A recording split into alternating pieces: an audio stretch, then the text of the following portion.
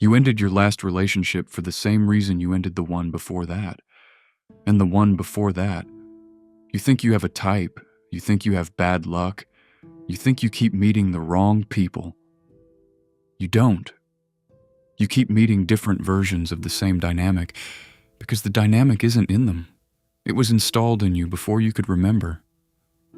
Over the next 16 minutes, the underlying machinery of how human beings choose their partners will become entirely clear. You are going to understand exactly how the brain encodes a working model of a relationship before the age of 5. You will see the 4 specific attachment patterns not as personality types or character flaws, but as brilliant biological survival strategies built to solve a specific kind of caregiver. You will finally understand why intelligent, highly self-aware people end up in the exact same relationship loop over and over. And you will see the specific neurological reason why knowing better is not the same as doing better, and where the actual leverage point to stop this cycle sits.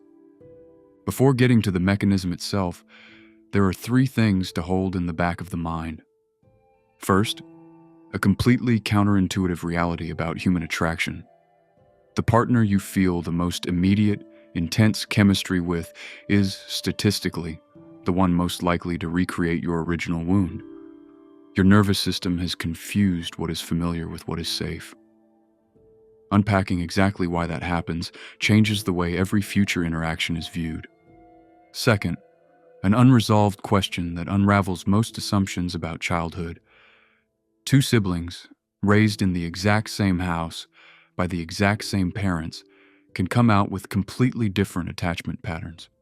What that reveals about how your own template was formed is the key to unlocking it. Third, a forward reference to keep in mind. There is a specific, predictable, physiological moment in every relationship where this hidden template fires for the very first time. Once you know what that moment looks like, the relationship stops running on autopilot. The machinery can finally be interrupted.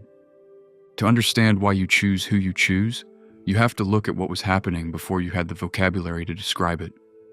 A child's nervous system learns what closeness costs long before it learns language. Human infants are born with entirely unregulated nervous systems. They cannot soothe themselves. They rely entirely on the caregiver for a process called co-regulation. Every single time a caregiver responds, fails to respond, responds inconsistently, or responds with their own dysregulation, the developing brain is taking literal biological notes. It is not forming episodic memories. You do not remember the specific Tuesday you were 6 months old and cried in a crib for an hour, but the nervous system remembers the physiological state of waiting. It logs the data into the structure of the brain itself. When you cried, did someone come? When they came, were they calm or were they furious? When you needed comfort, did you have to perform for it, or was it simply freely given? Did their arrival actually soothe your nervous system, or did it require you to suppress your own needs to soothe theirs? Those unconscious pre-verbal notes become what developmental psychology calls the internal working model. It is an implicit, unspoken assumption about how love behaves and what the world costs. Before you could even name an emotion, your nervous system had already encoded a definitive blueprint of what is required to keep people around. You do not have a type in adulthood. You have a template. And that template runs in the background, scanning every interaction, deciding who feels right and who feels dangerous without ever asking for conscious permission. If you have ever wondered why you can analyze your own behavior perfectly, read all the books, know exactly what you are doing wrong, and still not change the outcome, this part is the answer. The internal working model was installed in the implicit memory system. It operates below the level of conscious thought, executing commands in milliseconds.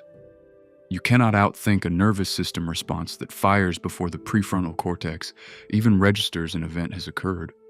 That template usually takes one of 4 shapes. It is vital to stop viewing these as personalities. They are nervous system strategies. Each one was the optimal, absolutely necessary solution to the specific environment it was built in. Consider the secure template. If the caregivers were consistently responsive, present, emotionally regulated, and available without being intrusive. The nervous system built a model of safety. This does not mean the childhood was flawless. It means ruptures were repaired. When the parent lost their temper, they came back, regulated themselves, and apologized. The underlying belief encoded into the child's nervous system is simple. Closeness is safe, and people stay. The adult behavior directly reflects that blueprint. This is the partner who does not panic when a text is delayed by 3 hours. They do not run when a conversation gets serious. They assume positive intent because their earliest data suggests the world is fundamentally well-meaning. But if the caregivers were inconsistent, sometimes deeply warm and attuned, sometimes entirely unavailable, overwhelmed, or withdrawn, the nervous system built a very different model. It learned that love is real, but it can disappear without warning. From a biological standpoint, the only way to survive an unpredictable vital resource is to monitor it obsessively, to become hypervigilant. This is the anxious pattern. In adulthood, this strategy looks like a constant burning need for reassurance. It is the partner who reads a microscopic shift in tone across a dinner table and immediately assumes the relationship is ending. It is the person who sends 5 text messages in a row when left unread, pulling frantically at the thread of the relationship to see if it holds, often pulling it apart in the process. The strategy was built to prevent abandonment by seeing it coming before it arrives. It is exhausting, but to a predictive nervous system, exhaustion is infinitely preferable to surprise. Think about the last time that sudden, cold panic set in over a minor shift in a partner's mood. That was not an overreaction to the present moment. That was the nervous system reacting perfectly accurately to the past. If the caregivers were emotionally unavailable, physically present but annoyed by needs, or demanding independence far too early, the nervous system built the avoidant pattern. It learned a dark but highly functional lesson. Needing people leads to rejection, shame, or disappointment. The optimal survival solution for a child in an emotional desert is to stop needing, to self-contain, to cut the wires to their own attachment circuits so the pain of unmet needs stops registering. In an adult relationship, this is the partner who suddenly finds fatal flaws in the other person the exact moment things get serious. It is the person who feels literally suffocated by perfectly normal requests for intimacy. They withdraw when vulnerability is required, not because they do not care, but because their nervous system registers closeness as a literal threat of exposure. To this nervous system, relying on someone else is the most dangerous thing a human being can do. It feels like walking into a trap. If you have ever wondered why the people who actually want you feel boring, this part is the answer.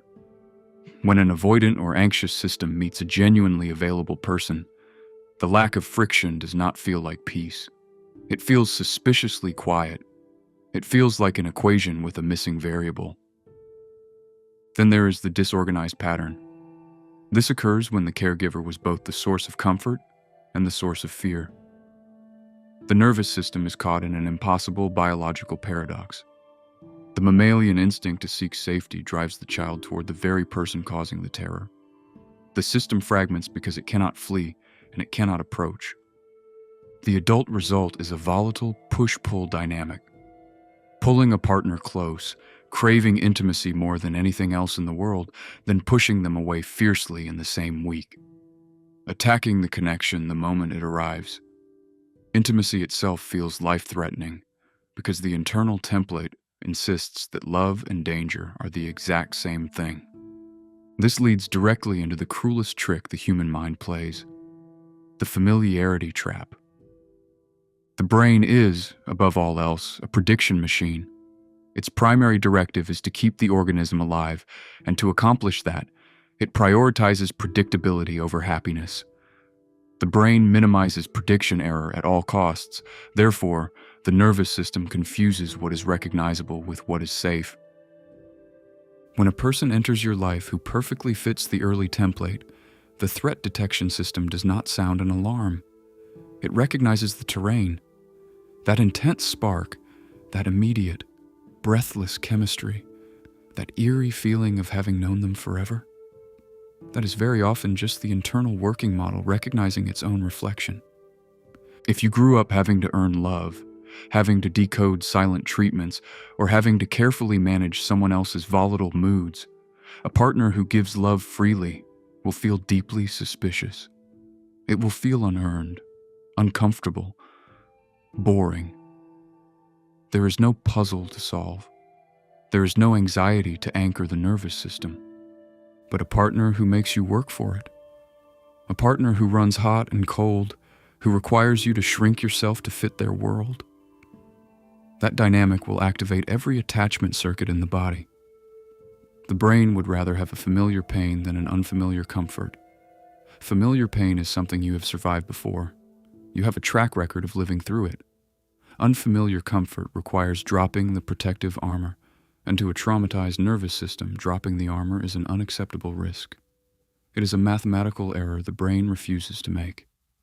This explains the unresolved question of the two siblings. A parent might be consistently available for their first child, building a secure template. But that same parent might be overwhelmed, stressed, and inconsistent by the time the second child arrives, building an anxious template. Or one sibling might solve a chaotic household by becoming the perfect, avoidant caretaker, withdrawing into hyper-independence. The other sibling might solve the exact same household by becoming hypervigilant, anxious, and demanding of attention. The template is not based solely on what happened in the house. It is based on exactly how the individual nervous system biologically adapted to survive it. This is the moment most people stop watching, because what is coming is the part that names them. It is the part where the comforting illusion of bad luck in dating falls apart and the actual reality of the repetition sets in.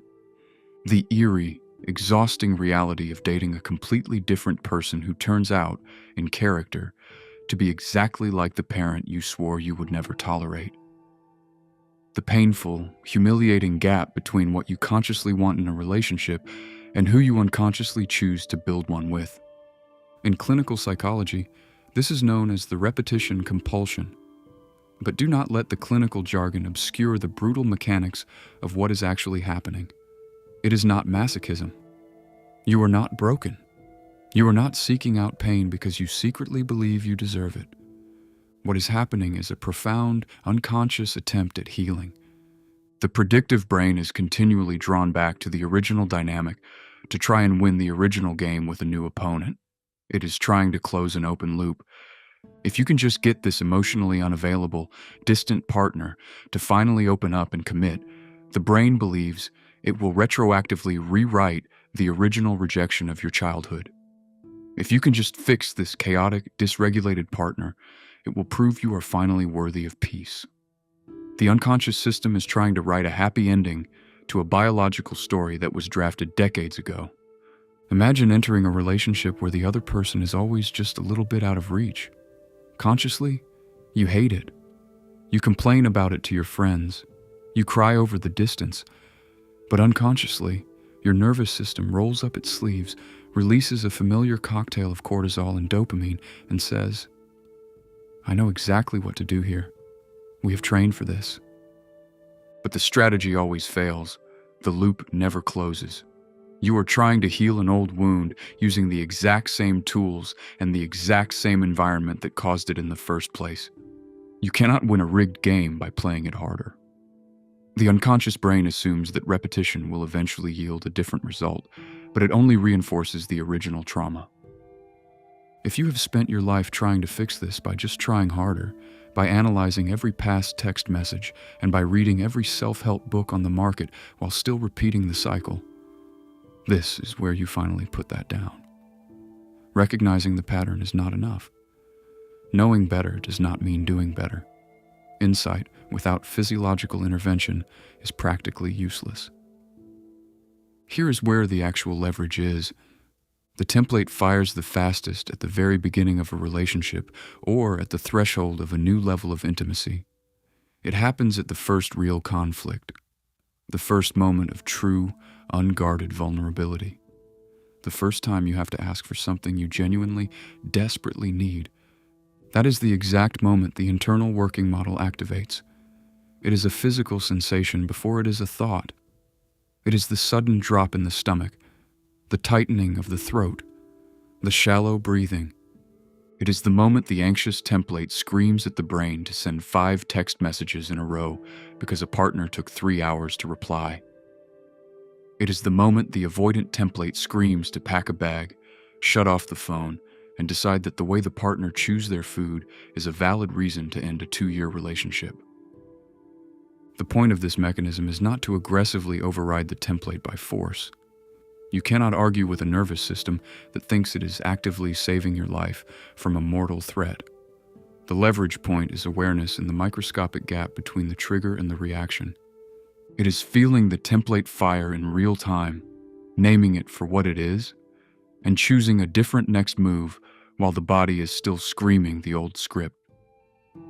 It is noticing the powerful, overwhelming urge to pull away and go cold when a partner asks a gentle question, and deciding to stay seated in the room for just 1 more minute.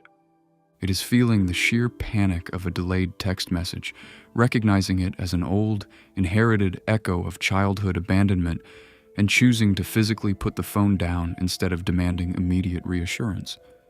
You do not wait for the fear to go away. If you wait for the fear to go away, you will wait forever. You act while the fear is entirely present. Every single time a choice is made that contradicts the old template, the nervous system receives a vital new piece of data. It proves, biologically, that a new response is survivable. The brain minimizes prediction error by updating the model. Over time, with enough repetition, the template physically rewrites itself. The neural pathways literally change through neuroplasticity. The threat response lowers. The dynamic you keep repeating was installed before you had a choice in the matter.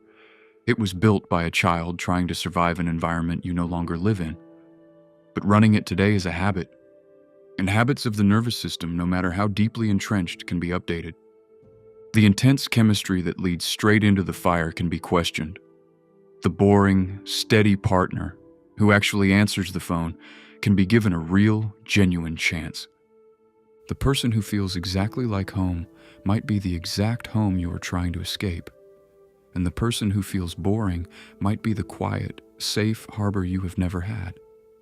If you want to understand exactly how your nervous system learned to confuse familiarity with safety in the first place, or you want to identify which specific attachment template is running underneath your own relationship choices, that is the next video in this series. Subscribe if you want to keep walking through the machinery of the mind. Not to support this channel, just to understand what is running in the background so you can finally stop letting an outdated template choose your future.